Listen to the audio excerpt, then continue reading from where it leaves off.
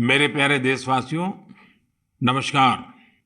आज देश के कई हिस्सों में सूर्य उपासना का महापर्व छठ मनाया जा रहा है। छठ पर्व का हिस्सा बनने के लिए लाखों श्रद्धालु अपने गांव, अपने घर, अपने परिवार के बीच पहुंचे हैं। मेरी प्रार्थना है कि छठ मैया सबकी समृद्धि, सबके कल्याण का आशीर्वाद दें। साथियों, सूर्य उपासना की परंपरा इस बात का प्रमाण है कि हमारी संस्कृति, हमारी आस्था का प्रकृति से कितना गहरा जुड़ाव है। इस पूजा के जरिए हमारे जीवन में सूर्य के प्रकाश का महत्व समझाया गया है। साथ ही ये संदेश भी दिया गया है कि उतार चढ़ाव जीवन का अभिन्न हिस्सा है। इसलिए हमें हर परिस्थिति में एक समान भाव रखना चाहिए। छठ मैया की पूजा में भांति भांति के फलों और ठेकुआ का प्रसाद चढ़ाया जाता है। इसका व्रत भी किसी कठिन साधना से कम नहीं होता। छठ पूजा की एक और खास बात होती है कि इसमें पूजा के लिए जिन वस्तुओं का इस्तेमाल होता है उसे समाज के विभिन्न लोग मिलकर तैयार करते हैं। इसमें बांस की बनी टोकरी या सुपली का उपयोग होता है। मिट्टी के दियों का अपना महत्व होता है। इसके जरिए चने की पैदावार करने वाले किसान और बतासे बनाने वाले छोटे उद्यमियों का समाज में महत्व स्थापित किया गया है। इनके सहयोग के बिना छठ की पूजा संपन्न ही नहीं हो सकती। छठ का पर्व हमारे जीवन में स्वच्छता के महत्व पर भी जोर देता है। इस पर्व के आने पर सामुदायिक स्तर पर सड़क, नदी, घाट, पानी के विभिन्न स्रोत सबकी सफाई की जाती है। छठ का पर्व एक भारत श्रेष्ठ भारत का भी उदाहरण है। आज बिहार और पूर्वांचल के लोग देश के जिस भी कोने में हैं, वहां धूमधाम से छठ का आयोजन हो रहा है। दिल्ली, मुंबई समेत महाराष्ट्र के अलग अलग जिलों और गुजरात के कई हिस्सों में छठ का बड़े पैमाने पर आयोजन होने लगा है। मुझे तो याद है, पहले गुजरात में उतनी छठ पूजा नहीं होती थी, लेकिन समय के साथ आज करीब करीब पूरे गुजरात में छठ पूजा के रंग नजर आने लगे हैं। ये देखकर मुझे भी बहुत खुशी होती है। आजकल हम देखते हैं विदेशों से भी छठ पूजा की कितनी भव्य तस्वीरें आती हैं। यानी भारत की समृद्ध विरासत, हमारी आस्था दुनिया के कोने कोने में अपनी पहचान बढ़ा रही है। इस महापर्व में शामिल होने वाले हर आस्थावान को मेरी तरफ से बहुत बहुत शुभकामनाएं। मेरे प्यारे देशवासियों, अभी हमने पवित्र छठ पूजा की बात की, भगवान सूर्य की उपासना की बात की। तो क्यों न सूर्य उपासना के साथ साथ आज हम उनके वरदान की भी चर्चा करें। सूर्य देव का ये वरदान है सौर ऊर्जा, सोलर एनर्जी। आज एक ऐसा विषय है जिसमें पूरी दुनिया अपना भविष्य देख रही है। और भारत के लिए तो सूर्यदेव सदियों से उपासना ही नहीं, जीवन पद्धति के भी केंद्र में रह रहे हैं। भारत आज अपने पारंपरिक अनुभवों को आधुनिक विज्ञान से जोड़ रहा है।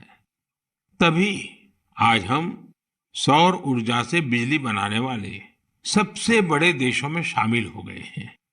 सौर ऊर्जा से कैसे हमारे देश के गरीब और मध्यम वर्ग के जीवन में बदलाव आ रहा है, वो भी अध्ययन का विषय है। तमिलनाडु में कांचीपुरम में एक किसान है, थिरु के एजिलन। इन्होंने पीएम कुसुम योजना का लाभ लिया और अपने खेत में 10 हॉर्स पावर का सोलर पंप सेट लगवाया। अब उन्हें अपने खेत के लिए बिजली पर कुछ खर्च नहीं करना होता है। खेत में सिंचाई के लिए अब वो सरकार की बिजली सप्लाई पर निर्भर भी नहीं है। वैसे ही राजस्थान के भरतपुर में पीएम कुसुम योजना के एक और लाभार्थी किसान हैं कमल जी मीणा। कमल जी ने खेत में सोलर पंप लगाया जिससे उनकी लागत कम हो गई है। लागत कम हुई तो आमदनी भी बढ़ गई। कमल जी सोलार बिजली से दूसरे कई छोटे उद्योगों को भी जोड़ रहे हैं।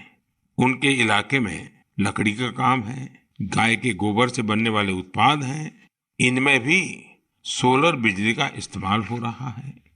वो 10-12 लोगों को रोजगार भी दे रहे हैं। यानी कुसुम योजना से कमल जी ने जो शुरुआत की, उसकी महक कितने ही लोगों तक पहुंचने लगी है। साथियों, क्या आप कभी कल्पना कर सकते हैं कि आप महीने भर बिजली का उपयोग करें और आपका बिजली बिल आने के बजाय आपको बिजली के पैसे मिले? सौर ऊर्जा ने यह भी कर दिखाया है। आपने कुछ दिन पहले देश के पहले सूर्यग्राम गुजरात के मोढेरा की खूब चर्चा सुनी होगी। मोढेरा सूर्यग्राम के ज्यादातर घर सोलर पावर से बिजली पैदा करने लगे हैं। अब वहां के कई घरों में महीने के आखिर में बिजली का बिल नहीं आ रहा, बल्कि बिजली से कमाई का चेक आ रहा है। ये होता देख अब देश के बहुत से गांवों के लोग मुझे चिट्ठियां लिखकर कह रहे हैं कि उनके गांव को भी सूर्यग्राम में बदला जाए। यानी वो दिन दूर नहीं जब भारत में सूर्य ग्रामों का निर्माण बहुत बड़ा जन आंदोलन बनेगा। और इसकी शुरुआत मोढेरा गांव के लोग कर ही चुके हैं।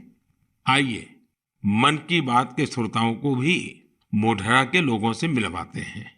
हमारे साथ इस समय फोन लाइन पर जुड़े हैं श्रीमान विपिन भाई पटेल। विपिन भाई नमस्ते।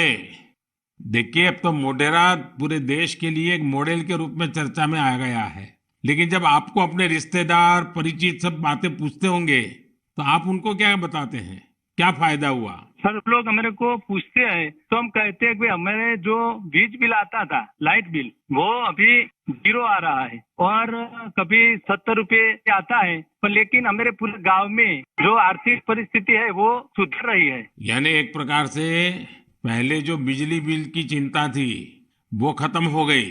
हाँ सर, वो तो बात सही है सर। तो अभी तो कोई टेंशन नहीं पूरे गांव में। सब लोग को लग रहा है कि सर ने जो किया तो वो तो बहुत अच्छा किया है।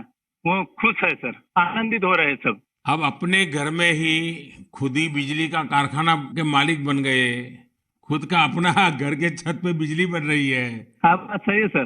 तो क्या ये बदलाव जो आया है उसकी गांव के लोगों पे क्या असर है? सर, वो पूरे गांव के लोग वो खेती कर रहे हैं तो फिर मेरे को बिजली की जो झंझट थी तो उसमें मुक्ति हो गई है। बिजली का बिल तो भरना नहीं है, निश्चित हो गए है सर। मतलब बिजली का बिल भी गया और सुविधा बढ़ गई, झंझट भी गया सर। और सब जब आप यहाँ आए थे और तो 3D शो जो यहाँ उद्घाटन किया तो इसके बाद तो मोढेरा गांव में 4 चांद लग गए सर। और वो जो सेक्रेटरी आए थे सर, जी जी, तो वो गांव फेमस हो गया सर। या यूएन के सेक्रेटरी जनरल, उनकी खुद की इच्छा थी। उन्होंने मुझे बड़ा आग्रह किया कि भाई इतना बड़ा काम किया है तो मैं वहां जाके देखना चाहता हूँ। चलिए विपिन भाई, आपको और आपके गांव के सब लोगों को मेरी तरफ से बहुत बहुत शुभकामनाएं। और दुनिया आप में से प्रेरणा ले और ये सोलर एनर्जी का अभियान घर घर चले। ठीक है सर, वो हम लोगों को बताएंगे कि भाई सोलर लगवाओ, आपके पैसे से भी लगवाओ तो बहुत फायदा है। हाँ, लोगों को समझाइए। चलिए, बहुत बहुत शुभकामनाएं। धन्यवाद भैया। Thank you sir, thank you sir. मेरा जीवन धन्य हो गया आपसे बात करके। विपिन भाई का बहुत बहुत धन्यवाद। आइए अब मोढेरा गांव में वर्षा बहन से भी बात करेंगे। हेलो, नमस्ते सर। नमस्ते नमस्ते। वर्षा बहन कैसी हैं आप? हाँ, बहुत अच्छे हैं सर। आप कैसे हैं? मैं बहुत ठीक हूँ। हम धन्य हो गए सर आपसे बात करके। अच्छा वर्षा बहन, हाँ, आप मोढेरा में, आप तो एक तो फौजी परिवार से हैं। फौजी परिवार से हूँ मैं। आर्मी एक्समैन की वाइफ बोल रही हूँ सर। तो पहले हिंदुस्तान में कहाँ कहाँ जाने का मौका मिला आपको? मुझे राजस्थान में मिला, गांधीनगर में मिला, कटरा का जो जम्मू है वहाँ पर मिला मौका साथ में रहने का। बहुत सुविधा वहाँ पर मिल रही थी सर। हाँ, ये फौज में होने के कारण आप हिंदी भी बढ़िया बोल रही हो। हाँ, सीखा है सर। हाँ। मुझे बताइए, मोढेरा में जो इतना बड़ा परिवर्तन आया, ये सोलर रूफटॉप प्लांट आपने लगवा दिया। जो शुरू में लोग कह रहे होंगे तब तो आपको मन में आया होगा ये क्या मतलब है, क्या कर रहे हैं, क्या होगा, ऐसे थोड़ी बिजली आती है, सब बातें हैं कि आपके मन में आई होगी। अब क्या अनुभव आ रहा है, इसका फायदा क्या हुआ है? बहुत सर, फायदा तो फायदा ही फायदा हुआ है सर। हमारे गांव में तो रोज दिवाली मनाई जाती है आपकी वजह से। 24 घंटे हमें बिजली मिल रही है, बिल तो आता ही नहीं है बिल्कुल। हमारे घर में हमें अन्य इलेक्ट्रिक सब चीजें घर में ला रखी है सर, सब यूज कर रहे हैं हम आपकी वजह से सर। बिल आता ही नहीं है तो हम फ्री माइंड से सब यूज कर सकते हैं ना। ये बात सही है, आपने बिजली का अधिकतम उपयोग करने के लिए भी मन बना लिया है। बना लिया सर, बना लिया। अभी हमें कोई दिक्कत ही नहीं है, हम फ्री माइंड से सब जो वॉशिंग मशीन है, एसी है, सब चला सकते हैं सर। और गांव के बाकी लोग भी खुश हैं इसके कारण? बहुत बहुत खुश है सर। अच्छा, ये आपके पतिदेव तो वहाँ सूर्य मंदिर में काम करते हैं, तो वहाँ वो जो लाइट शो हुआ, इतना बड़ा इवेंट हुआ, और अभी दुनिया भर के मेहमान आ रहे हैं। दुनिया भर के फॉरेनर आ सकते हैं और सर आपने वर्ल्ड में प्रसिद्ध कर दिया है हमारे गांव को। तो आपके पति को अब काम बढ़ गया होगा, इतने मेहमान वहाँ मंदिर में देखने के लिए आ रहे हैं। अरे कोई बात नहीं, जितना भी काम बढ़े सर, कोई बात नहीं, इसकी हमें कोई दिक्कत नहीं है हमारे पति को। बस आप विकास करते जाओ हमारे गांव का। अब गांव का विकास तो हम सबको मिल करके करना है। हाँ हाँ सर, हम आपके साथ हैं। और मैं तो मोढेरा के लोगों का अभिनंदन करूंगा, क्योंकि गांव ने इस योजना को स्वीकार किया और उनको विश्वास हो गया कि हाँ, हम अपने घर में बिजली बना सकते हैं। 24 घंटे सर हमारे घर में बिजली आती है और हम बहुत खुश हैं। चलिए, मेरी आपको बहुत शुभकामनाएं हैं। जो पैसे बचे हैं इसका बच्चों के भलाई के लिए उपयोग कीजिए। उन पैसों का उपयोग अच्छा हो ताकि आपका जीवन को फायदा हो। मेरी आपको बहुत शुभकामनाएं। और सब मोढेरा वालों को मेरे नमस्कार। साथियों, वर्षाबेन और विपिन भाई ने जो बताया है वो पूरे देश के लिए, गांवों शहरों के लिए एक प्रेरणा है। मोढेरा का ये अनुभव पूरे देश में दोहराया जा सकता है। सूर्य की शक्ति अब पैसे भी बचाएगी और आय भी बढ़ाएगी। जम्मू कश्मीर के श्रीनगर से एक साथी हैं मंजूर अहमद लईवाल। कश्मीर में सर्दियों के कारण बिजली का खर्च काफी होता है। इसी कारण मंजूर जी का बिजली का बिल भी 4,000 रुपये से ज्यादा आता था। लेकिन जब से मंजूर जी ने अपने घर पर सोलर रूफटॉप प्लांट लगवाया है, उनका खर्च आधे से भी कम हो गया है। ऐसे ही ओडिशा की एक बेटी कुन्नी देवरी सौर ऊर्जा को अपने साथ साथ दूसरी महिलाओं के रोजगार का माध्यम बना रही है। कुन्नी ओडिशा के केंदुझर जिले के करदापाल गांव में रहती है। वो आदिवासी महिलाओं को सोलर से चलने वाली रीलिंग मशीन पर सिल्क की कताई की ट्रेनिंग देती हैं। सोलर मशीन के कारण इन आदिवासी महिलाओं पर बिजली के बिल का बोझ नहीं पड़ता और उनकी आमदनी हो रही है। यही तो सूर्यदेव की सौर ऊर्जा का वरदान ही तो है। वरदान और प्रसाद तो जितना विस्तार हो उतना ही अच्छा होता है। इसलिए मेरी आप सबसे प्रार्थना है, आप भी इसमें जुड़े और दूसरों को भी जोड़े। मेरे प्यारे देशवासियों, अभी मैं आपसे सूरज की बातें कर रहा था। अब मेरा ध्यान स्पेस की तरफ जा रहा है। वो इसलिए क्योंकि हमारा देश सोलर सेक्टर के साथ ही स्पेस सेक्टर में भी कमाल कर रहा है। पूरी दुनिया आज भारत की उपलब्धियां देखकर हैरान है। इसलिए मैंने सोचा मन की बात के श्रोताओं को ये बताकर मैं उनकी भी खुशी बढ़ाऊं। साथियों, अब से कुछ दिन पहले आपने देखा होगा, भारत ने एक साथ 36 सैटेलाइट्स को अंतरिक्ष में स्थापित किया है।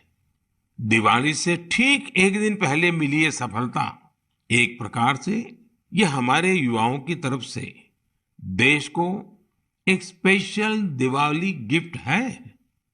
इस लॉन्चिंग से कश्मीर से कन्याकुमारी और कच्छ से कोहिमा तक पूरे देश में डिजिटल कनेक्टिविटी को और मजबूती मिलेगी।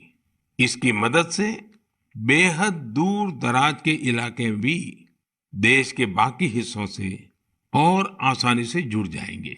देश जब आत्मनिर्भर होता है तो कैसे सफलता की नई ऊंचाई पर पहुंचता जाता है, ये इसका भी एक उदाहरण है। आपसे बात करते हुए मुझे वो पुराना समय भी याद आ रहा है जब भारत को क्रायोजेनिक रॉकेट टेक्नोलॉजी देने से मना कर दिया गया था, लेकिन भारत के वैज्ञानिकों ने ना सिर्फ स्वदेशी टेक्नोलॉजी विकसित की, बल्कि आज इसकी मदद से एक साथ दर्जनों सैटेलाइट्स अंतरिक्ष में भेज रहा है। इस लॉन्चिंग के साथ भारत ग्लोबल कॉमर्शियल मार्केट में एक मजबूत प्लेयर बनकर उभरा है। इससे अंतरिक्ष के क्षेत्र में भारत के लिए अवसरों के नए द्वार भी खुले हैं। साथियों, विकसित भारत का संकल्प लेकर चल रहा हमारा देश सबका प्रयास से ही अपने लक्ष्यों को प्राप्त कर सकता है। भारत में पहले स्पेस सेक्टर सरकारी व्यवस्थाओं के दायरे में ही सिमटा हुआ था। जब ये स्पेस सेक्टर भारत के युवाओं के लिए, भारत के प्राइवेट सेक्टर के लिए खोल दिया गया, तब से इसमें क्रांतिकारी परिवर्तन आने लगे हैं। भारतीय इंडस्ट्री और स्टार्टअप्स इस क्षेत्र में नए नए इनोवेशंस और नई नई टेक्नोलॉजी लाने में जुटे हैं।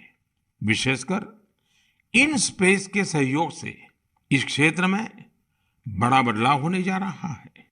इन स्पेस के जरिए गैर सरकारी कंपनियों को भी अपने पेलोड्स और सैटेलाइट लॉन्च करने की सुविधा मिल रही है। मैं अधिक से अधिक स्टार्टअप्स और इनोवेटर्स से आग्रह करूंगा कि वे स्पेस सेक्टर में भारत में बन रहे इन बड़े अवसरों का पूरा लाभ उठाएं। मेरे प्यारे देशवासियों, जब स्टूडेंट्स की बात आए, युवा शक्ति की बात आए, नेतृत्व शक्ति की बात आए, तो हमारे मन में घिसी पीटी पुरानी बहुत सारी धारणाएं घर कर गई हैं। कई बार हम देखते हैं कि जब स्टूडेंट पावर की बात होती है तो इसको छात्र संघ चुनावों से जोड़कर उसका दायरा सीमित कर दिया जाता है। लेकिन स्टूडेंट पावर का दायरा बहुत बड़ा है, बहुत विशाल है। स्टूडेंट पावर भारत को पावरफुल बनाने का आधार है। आखिर आज जो युवा है वही तो भारत को 2047 तक लेकर जाएंगे। जब भारत शताब्दी मनाएगा, युवाओं की ये शक्ति, उनकी मेहनत, उनका पसीना, उनकी प्रतिभा भारत को उस ऊंचाई पर लेकर जाएगी जिसका संकल्प देश आज ले रहा है। हमारे आज के युवा जिस तरह देश के लिए काम कर रहे हैं, नेशन बिल्डिंग में जुट गए हैं, वो देखकर मैं बहुत भरोसे से भरा हुआ हूं। जिस तरह हमारे युवा हैकेथॉन्स में प्रॉब्लम सॉल्व करते हैं, रात रात भर जाकर घंटों काम करते हैं, वो बहुत ही प्रेरणा देने वाला है। बीते वर्षों में हुए हैकेथॉन्स ने देश के लाखों युवाओं ने मिलकर बहुत सारे चैलेंजेस को निपटाया है, देश को नए सॉल्यूशन दिए हैं। साथियों, आपको याद होगा मैंने लाल किले से जय अनुसंधान का आह्वान किया था। मैंने इस दशक को भारत का टेकेड बनाने की बात भी कही थी। मुझे ये देखकर बहुत अच्छा लगा, इसकी कमान हमारी आईआईटीज के स्टूडेंट्स ने भी संभाल ली है। इसी महीने 14-15 अक्टूबर को सभी 23 आईआईटीज अपने इनोवेशंस और रिसर्च प्रोजेक्ट को प्रदर्शित करने के लिए पहली बार एक मंच पर आए। इस मेले में देश भर से चुनकर आए स्टूडेंट्स और रिसर्चर्स, उन्होंने 75 से अधिक बेहतरीन प्रोजेक्ट्स को प्रदर्शित किया। Health care, agriculture, robotics, semiconductors, 5G communications, ऐसी ढेर सारी थीम्स पर ये प्रोजेक्ट बनाए गए थे। वैसे तो ये सारे ही प्रोजेक्ट एक से बढ़कर एक थे, लेकिन मैं कुछ प्रोजेक्ट्स के बारे में आपका ध्यान आकर्षित करना चाहता हूं।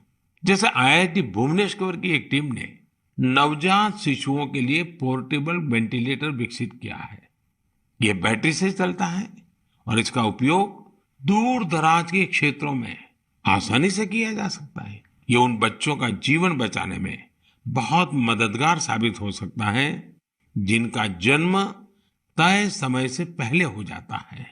इलेक्ट्रिक मोबिलिटी हो, ड्रोन टेक्नोलॉजी हो, 5G हो, हमारे बहुत सारे छात्र इनसे जुड़ी नई टेक्नोलॉजी विकसित करने में जुटे हैं। कई सारी IITs मिलकर एक बहुभाषक प्रोजेक्ट पर भी काम कर रही है, जो स्थानीय भाषाओं को सीखने के तरीके को आसान बनाता है। ये प्रोजेक्ट नई राष्ट्रीय शिक्षा नीति को, उन लक्ष्यों को प्राप्ति में भी बहुत मदद करेगा। आपको ये जानकर भी अच्छा लगेगा कि IIT मद्रास और IIT कानपुर ने भारत के स्वदेशी 5G टेस्टबेड को तैयार करने में अग्रणी भूमिका निभाई है। निश्चित रूप से यह एक शानदार शुरुआत है। मुझे आशा है कि आने वाले समय में इस तरह के कई और प्रयास देखने को मिलेंगे।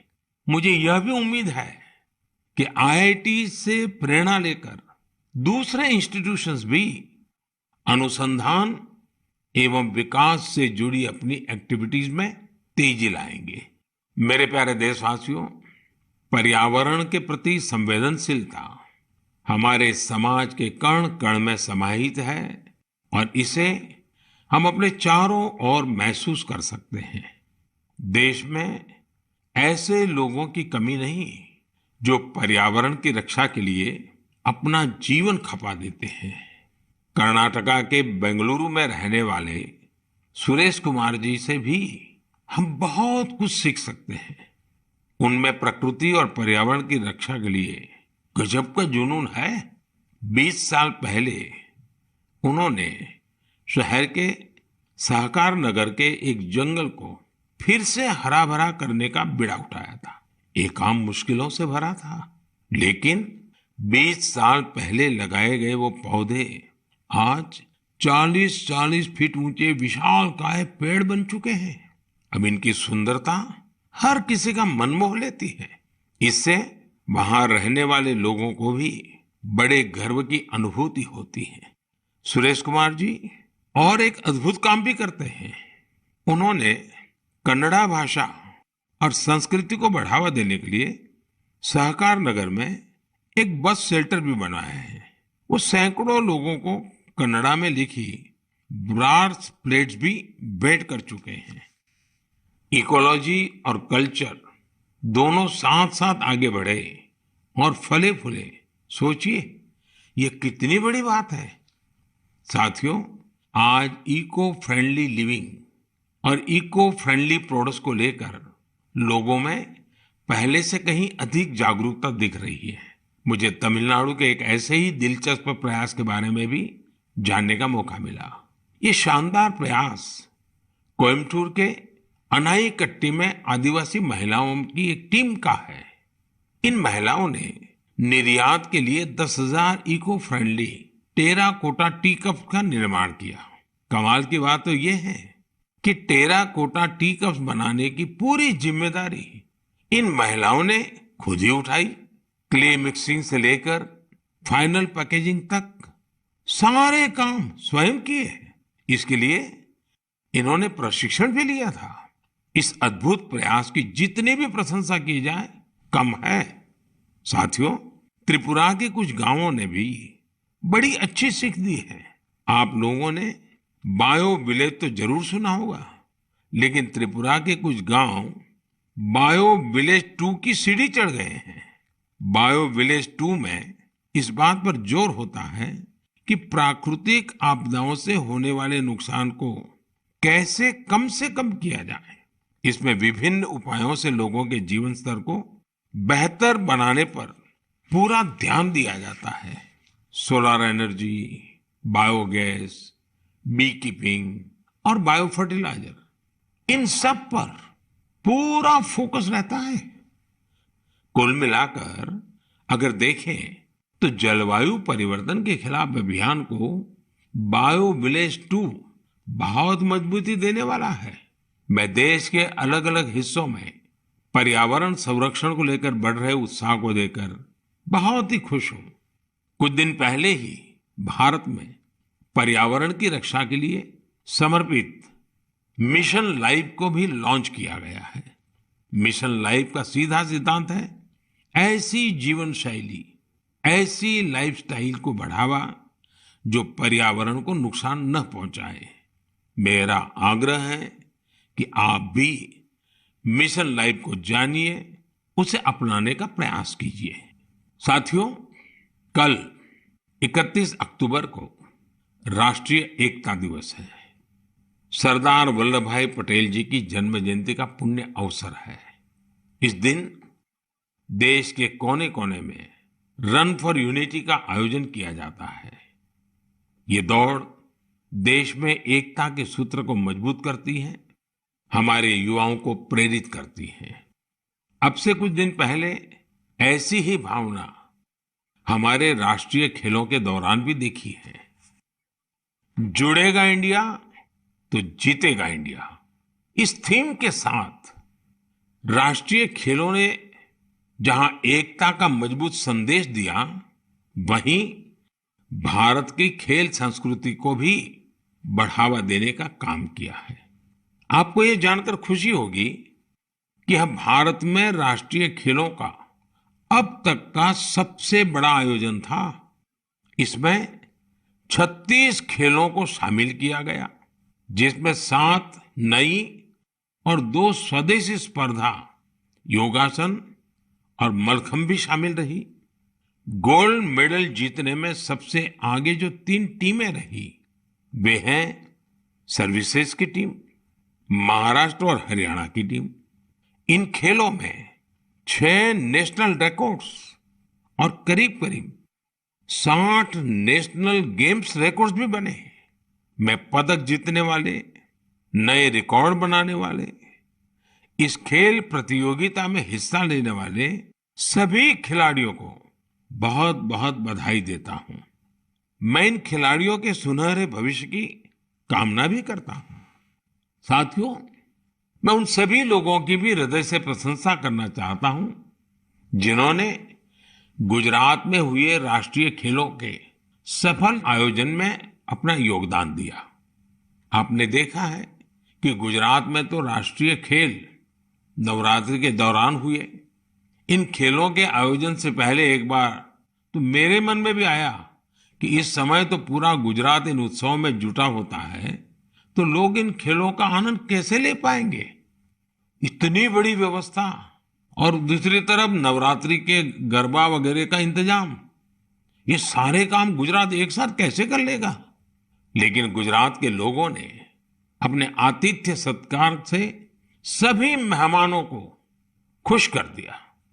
अहमदाबाद में नेशनल गेम्स के दौरान जिस तरह कला, खेल और संस्कृति का संगम हुआ, वह उल्लास से भर देने वाला था।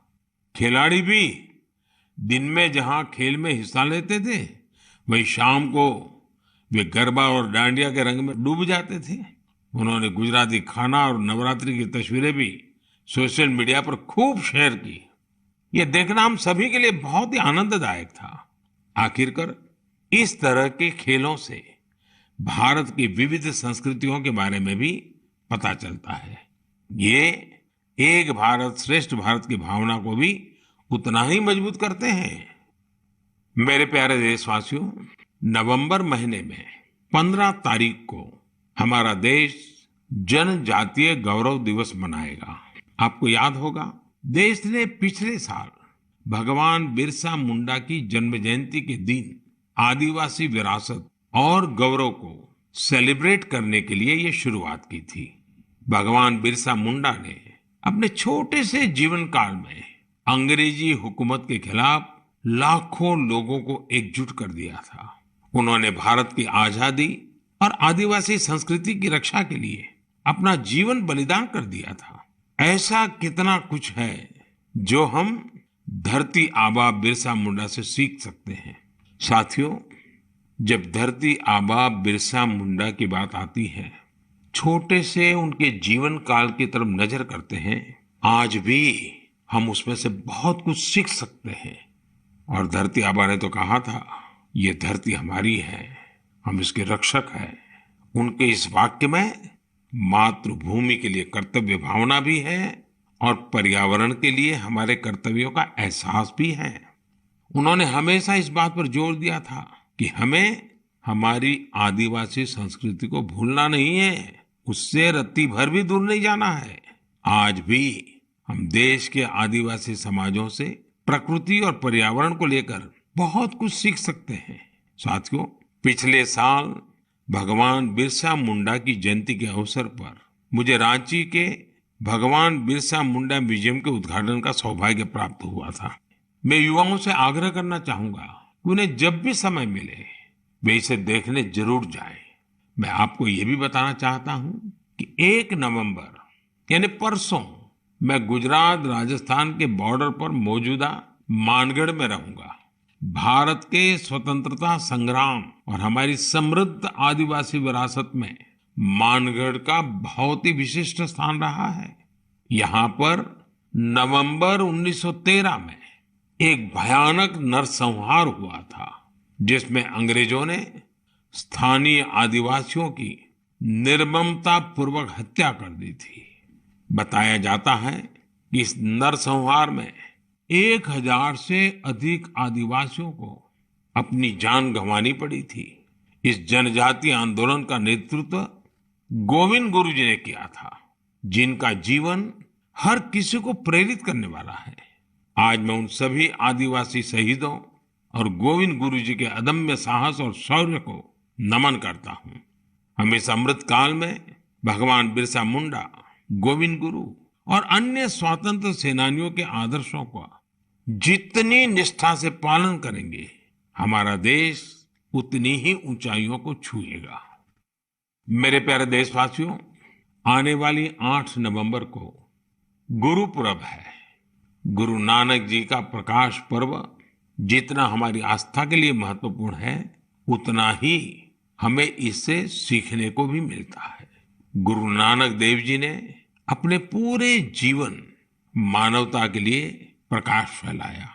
पिछले कुछ वर्षों में देश ने गुरुओं के प्रकाश को जन जन तक पहुंचाने के लिए अनेकों प्रयास किए हैं। हमें गुरु नानक देव जी का 550वां प्रकाश पर्व देश और विदेश में व्यापक स्तर पर मनाने का सौभाग्य मिला था। दशकों के इंतजार के बाद करतारपुर साहिब कॉरिडोर का निर्माण होना भी उतना ही सुखद है। कुछ दिन पहले ही मुझे हेमकुंड साहिब के लिए रोपवे के शिलान्यास का भी सौभाग्य मिला है। हमें हमारे गुरुओं के विचारों से लगातार सीखना है, उनके लिए समर्पित रहना है। इसी दिन कार्तिक पूर्णिमा का भी है। इस दिन हम तीर्थों में, नदियों में स्नान करते हैं, सेवा और दान करते हैं। मैं आप सभी को इन पर्वों की हार्दिक बधाई देता हूं। आने वाले दिनों में कई राज्य अपने राज्य दिवस भी मनाएंगे। आंध्र प्रदेश अपना स्थापना दिवस मनाएगा, केरला पिरावी मनाया जाएगा, कर्नाटका राज्योत्सव मनाया जाएगा। इसी तरह मध्य प्रदेश, छत्तीसगढ़ और हरियाणा भी अपने राज्य दिवस मनाएंगे। मैं इन सभी राज्यों के लोगों को शुभकामनाएं देता हूं। हमारे सभी राज्यों में एक दूसरे से सीखने की, सहयोग करने की और मिलकर काम करने की स्पिरिट जितनी मजबूत होगी, देश उतना ही आगे जाएगा। मुझे विश्वास है हम इसी भावना से आगे बढ़ेंगे। आप सब अपना ख्याल रखिए, स्वस्थ रहिए। मन की बात की अगली मुलाकात तक के लिए मुझे आज्ञा दीजिए। नमस्कार, धन्यवाद।